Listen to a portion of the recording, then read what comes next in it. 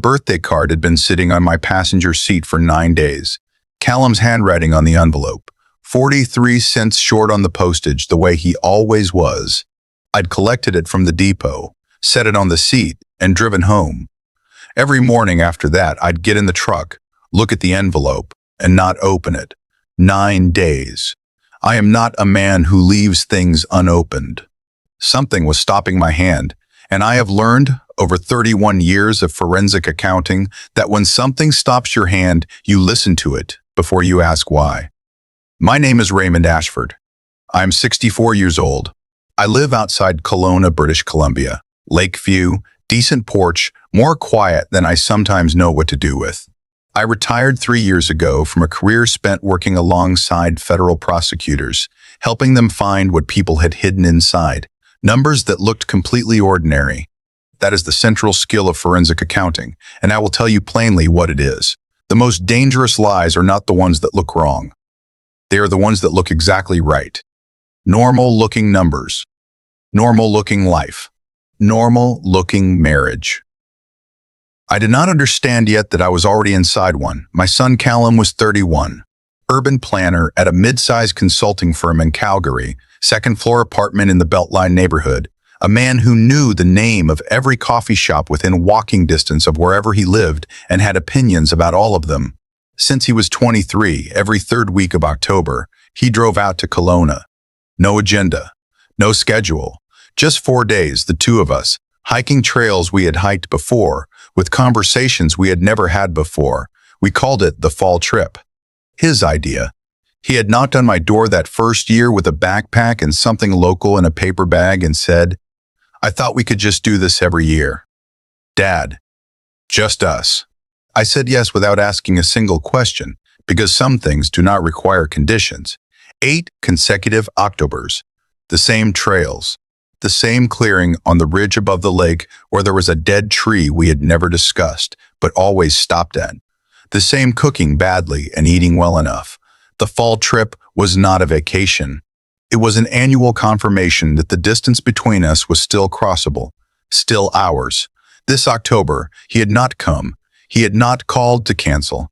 He had sent a birthday card with insufficient postage and then gone completely silent. The first week I told myself, Transit Corridor Project. He had mentioned it in August, a major municipal contract, the kind of work that buries you. I left a voicemail. Easy tone. No pressure. Just checking in. Call when you can. The second week, I called 4 times across different days. Every call went to voicemail. His outgoing message was one he had recorded 2 years ago, a version of his voice that sounded younger than the son I knew now, and hearing that recording on repeat 4 times in a week had a specific quality I am still not able to fully describe, like standing in a room where someone used to live. I sent 2 texts. No read receipt, no response. I emailed his work address. What came back was this: Callum Ashford is currently on an extended leave of absence. For urgent project inquiries, please contact the main office. I called the main office.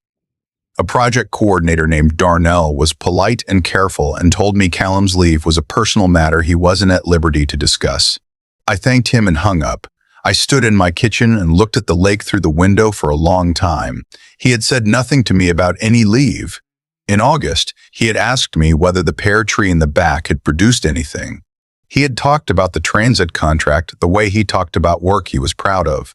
Specific details, the kind you only mention when you're still inside a project and it still belongs to you. A man who takes extended leave does not talk that way 2 weeks before he takes it. Not to his father. Not to a father he has driven to see every October for 8 years. I should have driven to Calgary that week. I know that now. But I told myself I was managing the situation. I told myself there was a reasonable explanation forming somewhere just out of view. I told myself about adjustment periods and new relationships and the way a man's life reorganizes around a partner. I told myself about Petra. Callum had met Petra Van Hull 26 months before all this. Environmental consultant. Edmonton conference. Within 4 months, she had moved into his Calgary apartment. Within 11, they were using the word permanent about each other in ways I was not entirely sure I had been meant to hear. The first time Callum brought her to Kelowna, a spring weekend, The three of us sat on the porch after dinner. Callum was telling a story about a mistake he'd made on an early project, a self-deprecating story he told easily, laughing at himself the way confident people can. Petra laughed too, but her laugh arrived one precise beat before the punchline. Not because she wasn't listening, because she already knew where the story was going. She had already mapped it. She had already decided where the funny part was, and her laugh landed there like a flag planted in advance. I filed that moment away. I did not know yet what filing it would cost me. Later that same weekend, when Callum had gone inside to get drinks, Petra looked out at the lake and said, almost without inflection, "He's very attached to your routine together, isn't he? The fall trip and all of that. It's sweet." There was nothing hostile in the way she said it. That was what made it stay. Sweet. The way you call something sweet when you have already decided it is something else. After she became a constant presence in his life, Callum's calls changed. Not dramatically, subtly. He answered questions more than he initiated things. He stopped sending me links to articles he'd found. He stopped leaving voice messages that ran 3 minutes because he'd gone off on a tangent about something he'd read. When I asked how he was, there was a pause before his answer that had not been there before, a fraction of a second. A small internal consultation about what the correct answer was. I noticed. I chose to call it an adjustment period. I had spent 31 years learning to identify the difference between a financial record that was healthy and one that had been carefully arranged to appear healthy. I chose, for almost 2 years, not to apply that skill to my own son.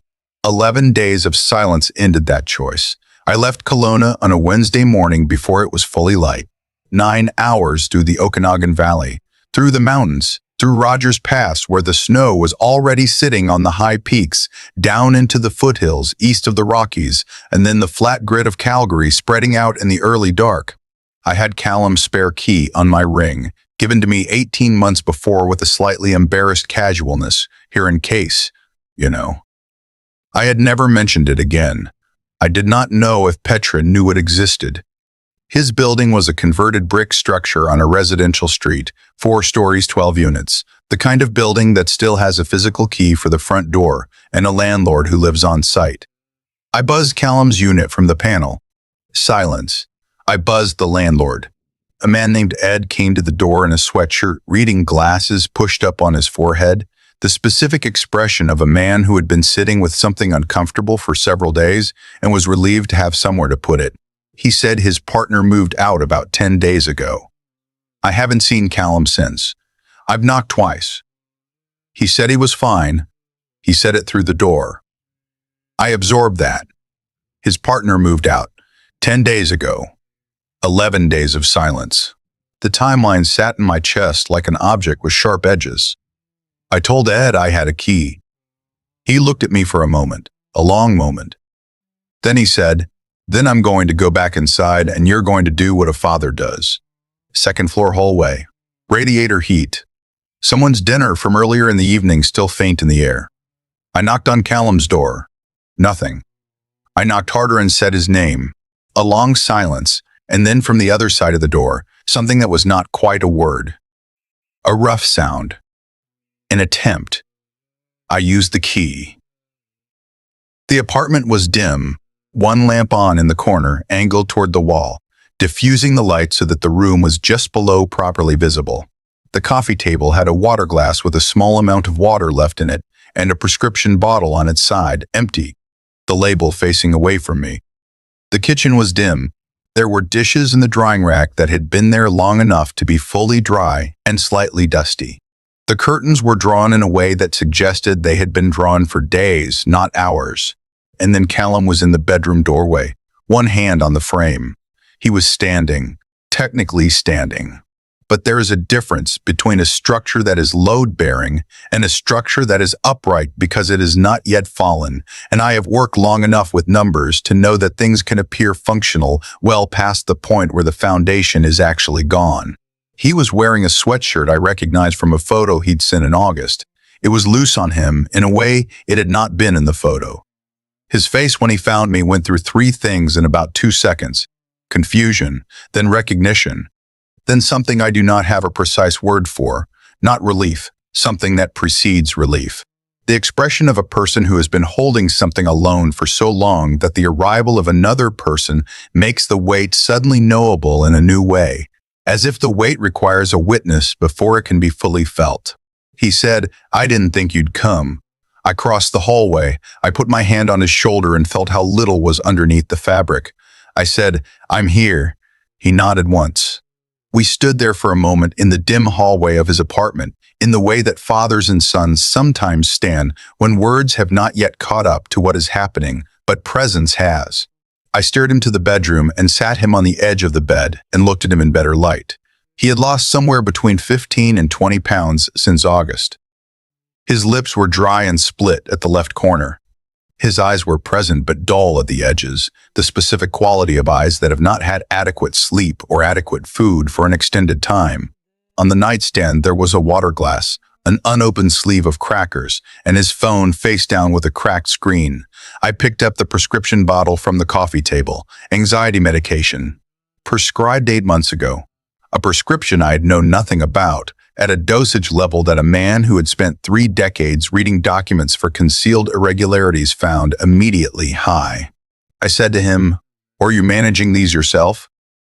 He looked at the bottle, then he looked at the floor. He said, "She said she'd take care of it." I drove him to Foothills Medical Center just after midnight. He did not argue. He sat in the passenger seat with his hands on his knees and looked out at the city going by and said almost nothing. At a red light on 16th Avenue, he turned to the window and said very quietly, "She told me you wouldn't come, that you'd be relieved to have the distance, that I'd misread our relationship my whole life, and the fall trip was your way of managing me, not connecting with me." I watched the light change. I kept my voice level. I said, "When you're better, you're going to tell me everything she told you." He said, "There's a lot." "I know," I said, "we have time." In the emergency waiting room, I sat with the kind of stillness that comes not from peace, but from having made every decision you can make for now and there being nothing left to do but sit.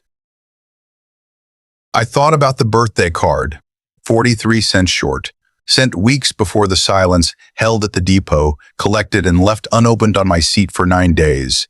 I thought about the pear tree question in August, about the transit contract, about the version of Callum's voice on his outgoing message that sounded like a man 2 years younger than the one I had just carried to a car, about 8 Octobers, about the dead tree in the clearing on the ridge that we had never discussed and always stopped at. And I thought with a coldness that had nothing dramatic in it, just the specific clarity that arrives when a pattern you have almost been seeing becomes fully visible, she had been working for a long time. Quietly, in small enough increments that each one looked like ordinary life, like support, like love. I had spent my career finding exactly this, inside financial records, inside corporate structures, inside the arrangements of numbers that looked, to an untrained eye, completely normal. I had not seen it inside my son's apartment. Dr. Mensah found me in the corridor around 2 a.m. She was direct without being mechanical about it. She said Callum was stable, significantly underweight, showing markers of prolonged stress response, elevated cortisol, disrupted sleep patterns, and then she said she wanted to discuss the medication. She said the dosage level, combined with secondary compounds present in his blood work, represented a pattern that concerned her. She chose her next words with visible care. She said, "Mr. Ashford, the evidence suggests your son may not have been the only person managing his medication." I did not need her to translate that. I said someone was dosing him. She said she couldn't make that determination in this room. She said the blood work would tell a more complete story, but the way she looked at me when she said it told me that the story was already largely told, and she was giving me the outline. I sat back in the plastic chair. I thought about the prescription bottle on its side with the label facing away. I thought about Petra saying she'd take care of it, about the 8 months of a man being carefully, incrementally made less functional, less connected, less certain of himself, while the person beside him called it support. I have seen people construct complex frauds across years. I know what it costs. It costs attention. It costs patience. It costs a willingness to let the damage accumulate slowly enough that the person experiencing it never identifies the moment it began. Someone had decided Callum was worth that level of effort. Over the next 2 days, as his body began stabilizing, Callum talked. Not all at once.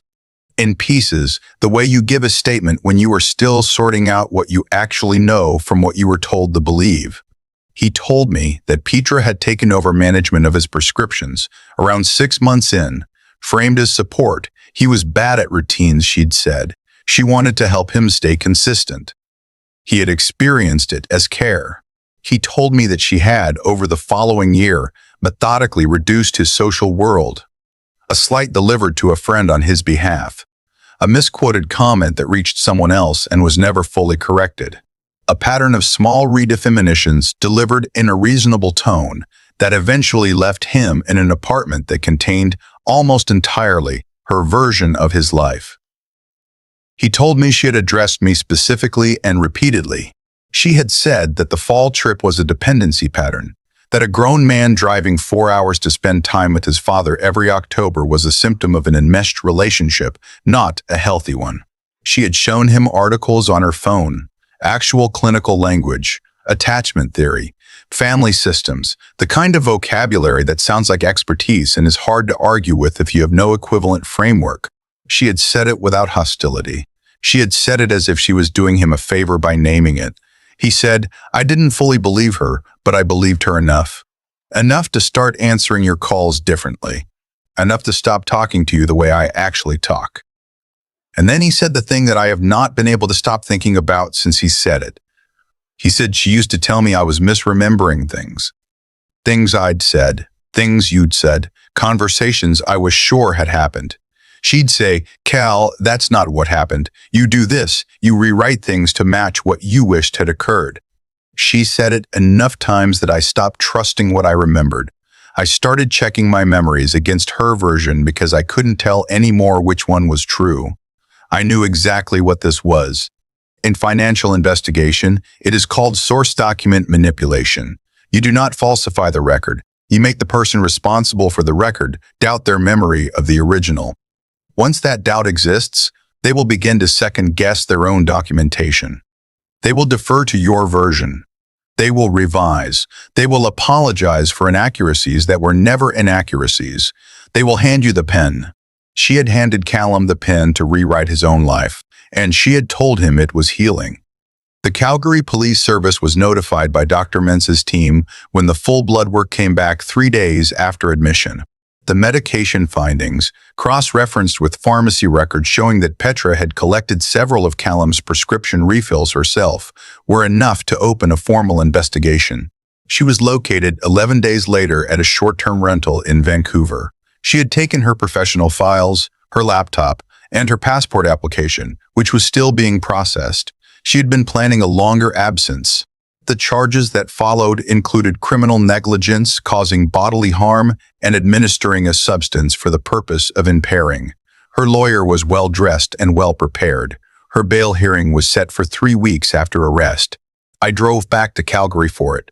The courtroom was a low-ceilinged room, fluorescent lighting, wooden gallery benches worn smooth by decades of people sitting in exactly the kind of trouble that human beings make for each other. I sat in the third row. I watched Petra walk in. She was dressed with the same careful intentionality she had always brought to every room she entered. She scanned the gallery as she sat, the way she had always scanned every room, reading it, assessing it, determining what it required of her. Her eyes moved across the rows and found mine and held for a moment. I thought about the porch, about the laugh that had arrived 1 beat too early, about the word sweet applied to 8 Octobers of a father and son finding their way back to each other every fall, about the passport application still being processed. She had not been planning to attend a trial. She had been planning to be elsewhere entirely by the time anyone understood what had happened. Bail was denied. I noted this without expression. Callum was not present. He had asked not to be, and I had told him that was the right call, and I had meant it. The trial took place the following spring. Petra pleaded not guilty. Her defense argued that Callum had self-managed his medication insistently and that Petra's involvement had been supportive rather than controlling. The pharmacy records disagreed. Dr. Mensa's testimony, delivered in the same clear and direct register she had used with me at 2 a.m. in a hospital corridor, disagreed. The text messages recovered from Callum's phone, in which Petra had on 14 separate occasions confirmed she had given him his medication for the day, disagreed. And Callum's testimony, which he delivered from the witness stand in a voice steadier than I expected and steadier, I think, than he had expected when he walked in, disagreed most of all. He told the truth, in the specific, careful way that he has always told things, the way a man tells things when he has spent months painstakingly reassembling his own memory and learning, one recovered detail at a time, that what he remembered was real. He sat in that box, and he reconstructed what had been done to him with a precision that left very little for the defense to work with. I watched the jury watching him, and I knew, guilty on both counts. The jury deliberated a day and a half. I was sitting 2 rows behind Callum when the verdict was read. I watched the back of his head. He did not move for a long moment. Then he reached up with his right hand and touched the back of his own neck briefly, a gesture I recognized from when he was 16 years old, something he did when something hard had landed, but he intended to absorb it rather than react to it. Then his hand came down. He did not turn around. He did not need to. I have been reading that particular document for 31 years. I did not misread it then. 3 years and 8 months. Federal facility. Parole eligible at the midpoint. The recovery that mattered most was not waiting for sentencing. It was already happening in Calgary, in a new apartment, in a different neighborhood, a main floor unit with a small backyard that Callum cared about more than I would have predicted, planting things in it, tending them, putting his hands in soil with a deliberateness that seemed connected to something he was working through. He called me in the way people call when they are relearning themselves, not on a schedule, when he needed to think out loud, when he was sitting with something complicated at 3 a.m. and needed another voice in it. His nervous system had been running in a threat state for 18 months. Returning from that is not a straight line. Some weeks he was forward moving. Some weeks he called me twice in 3 days and said very little, but stayed on the line. I stayed on the line too. I drove out from Kelowna 5 times that winter. I did not call ahead. I brought groceries because for a period the act of someone bringing food into his home and it being safe, it being just food, was something he needed to practice believing again. We cooked in his small kitchen, both of us inadequate at it, and the meals were imprecise in ways that didn't matter. He had a radio on the counter. One afternoon in February, he turned it up for a specific song and sang along, badly, a full half step off, completely unself-conscious. It was the most normal thing I had heard in over a year, and I kept my face very still because I did not want to make it a moment. I just let it be a Tuesday afternoon in a small kitchen with bad cooking and a radio on. He came to Kelowna the following October, 3rd week, backpack. Something local in a paper bag. He knocked on the door with that specific rhythm he has always had, not quite a knock, more a series of knuckle taps, a sound I had not consciously registered as his until I heard it again after 14 months, and it arrived like a physical thing in my chest. He pressed 43 cents into my hand at the door. Exact change. He said, "For the postage." A slightly embarrassed grin. I closed my fingers around the coins. We walked the ridge trail the second morning, cold and clear. The kind of October light that makes the lake look like it was designed specifically for this latitude. We stopped at the clearing. The dead tree was still there. We stood for a while and looked at the water through the gap in the tree line. He didn't speak. Neither did I. The silence between us was not the kind that had frightened me across 14 months of missed calls and unopened envelopes in a passenger seat that held a birthday card for 9 days because my hands knew something, my mind was still organizing. This silence was the original kind, the kind that belongs to 2 people who have been finding their way back to each other for 8 Octobers and intend, without ceremony, to keep going. What I want to say to anyone watching this who has had a feeling they couldn't yet name, who has looked at a phone or an envelope or a door and felt something stop their hand without being able to explain it.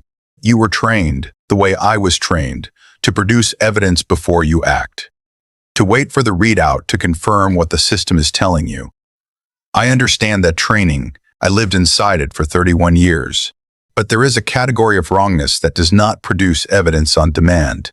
It produces a birthday card with insufficient postage sitting on a passenger seat for 9 days while your hands remember, without asking your permission, that something is not right. That is not sentiment. That is data. Treat it accordingly. And to anyone who has had their own memory used as a tool against them, who has been told that what they remember is a revision, a wishful reconstruction, a symptom of something that needs correcting, who has handed someone else the pen to their own story because the doubt became too heavy to carry alone. The document was real. What you remember is real. What was done to it was not correction, it was interference.